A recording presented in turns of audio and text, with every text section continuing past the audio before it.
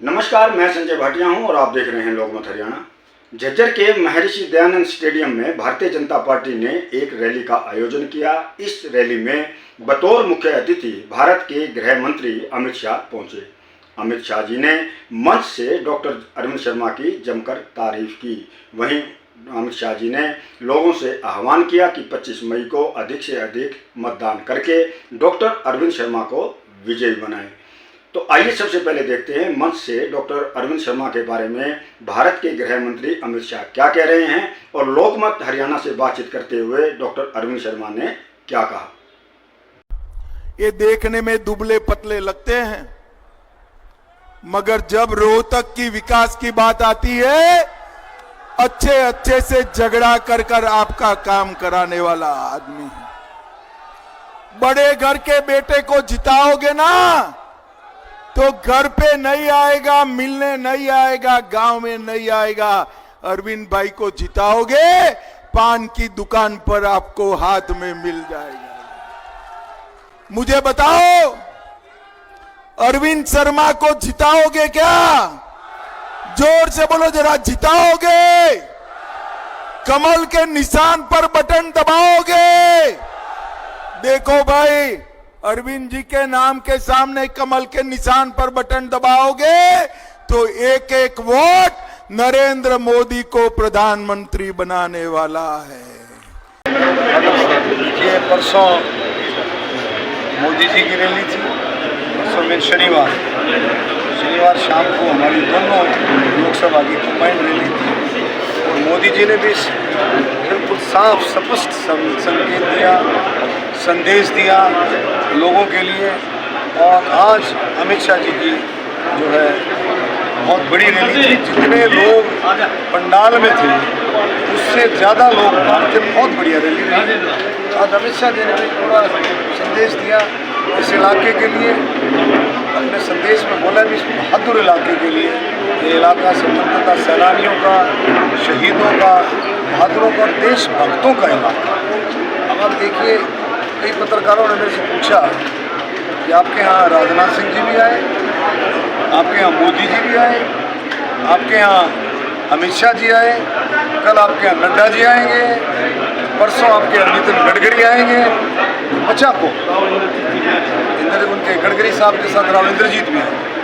बचा मतलब ये इलाका, इस इलाके की बड़ी कुर्बानियाँ हैं देश को आज़ाद कराने में और देश की आज़ादी को बरकरार रखने में। तो बहादुरों का इलाका है, देशभक्तों का इलाका है, इसलिए इस इलाके से हमारे सभी नेताओं का विशेष चुनाव को क्या कहना चाहिए? बिल्कुल तैयारी है, हमारे सब कार्यकर्ता तैयार है, हम भी तैयार हैं।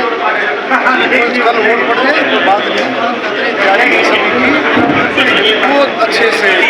सारे का सारा भारतीय जनता पार्टी का कार्यकर्ता, मैं भी कार्यकर्ता हूँ, दिन रात सेवा ही संगठन सेवा के साथ लगा हुआ है। और धूप देखता नहीं, आंधी देखता नहीं, तूफान देखता नहीं, कभी आंधी आ जाती है, कभी धूप पड़ती है, हर तकलीफ को सहते हुए चलता है। तो सब चर्चा है शहर में कि बोगस वोटों की बात बढ़ी हुई, प्रशासन की क्या जिम्मेदारी समझते हैं? बोगस वोट ये बोगस वोट पिछली बार इसलिए पड़ी थी कि हम चौकस कम थे, हम नए आए थे, चौकस कम थे और ये इस काम में माहिर हैं। ये इलेक्शन जीतते ही इस काम से। ये जो कांग्रेस वाले हुड्डा परिवार इलेक्शन जीतता इस काम से है, लेकिन अब की बार जनता ने भी, प्रशासन ने भी और इलेक्शन कमीशन ने, तीनों ने इनको पकड़ लिया कि किस तरह की गुंडागर्दी करते हैं, किस तरह से वोटर डलवाते हैं, किस तरह वोटर डलवाते हैं। CCTV कैमरे लगा दिए बूथों के अंदर, और जो सेंसिटिव बूथ है और ज़्यादा सेंसिटिव बूथ है तो बाहर भी कैमरे की व्यवस्था रहेगी, अंदर कैमरे की व्यवस्था है। और किसी भी तरह की शरारत वहाँ बर्दाश्त भी नहीं होगी, ना प्रशासन बर्दाश्त करेगा, ना पुलिस बर्दाश्त करेगी, ना इलेक्शन कमीशन। और कानूनी तौर पर सख्त से सख्त कार्रवाई तुरंत हो। और दूसरा मैं कहना चाहता हूँ कि जो बाहर की फोर्सेज आएंगी, para medical, central police force, para military forces, CRPF वगैरह, उसको इतनी सख्ती से उनका कानून झज्जर में तो मुझे लगता नहीं है कि किसी तरह की भी इसमें शरारत होने की गुंजाइश रहे। आखिरी सवाल है सर, राहुल गांधी लगातार ये कहते हैं कि अग्निवीर को हम जो उनके कागज है उनको फाड़ फेंकेंगे सरकार आते ही। अग्निवीर के जो है अग्निवीर को बंद कर दिया जाए।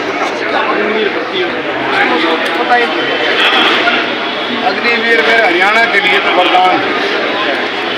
मेरे हरियाणा का जवान, इतना बांका जवान, इतना नौजवान वो अग्निवीर भर्ती हो रहा है, उसकी क्या हमने कंडीशन देखी।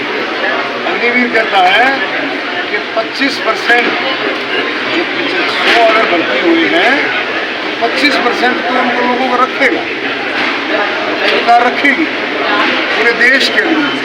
हमारे हरियाणा वाला को छोटे ऐसा जवान हमारे हरियाणा का 25% में सारे समाज में पहली बात सुनी तो बचेगा।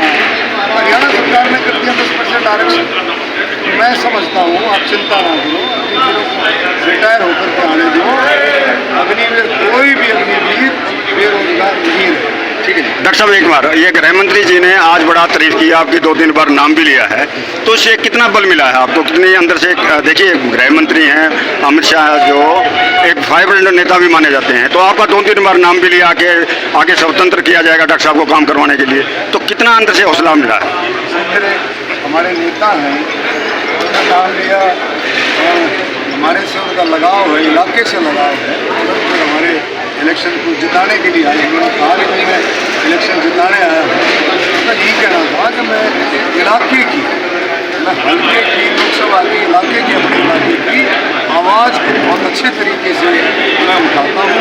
कहीं भी कोई बात होती है मैं उनसे समय समय पर मिलता रहता हूँ। मैं उनसे कोई पर्सनल काम नहीं करता, मैं इलाके की बात करता हूँ।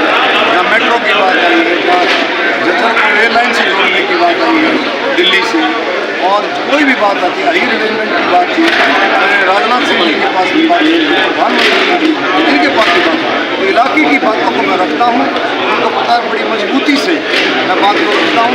यही उन्होंने कहा कि भाई इलाके की बात को बहुत अच्छे से। ठीक है।